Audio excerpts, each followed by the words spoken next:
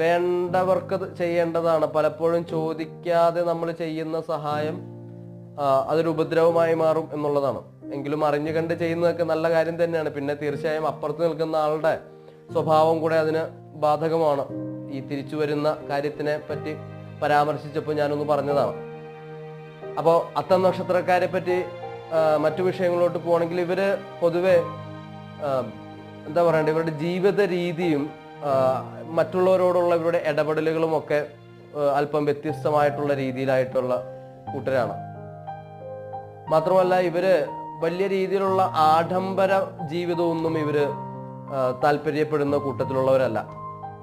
പക്ഷെ ശുചിത്വം പാലിക്കുന്നതിന്റെ കാര്യത്തിൽ ഇവര് യാതൊരു വിധത്തിലുമുള്ള വിട്ടുവീഴ്ചയും വരുത്തില്ല. അവിടെ വളരെ നല്ല നിഷ്കർഷയോടുകൂടി അത് കൈകാര്യം ചെയ്യുന്ന കൂട്ടത്തിലാണ്. മാത്രമല്ല അത്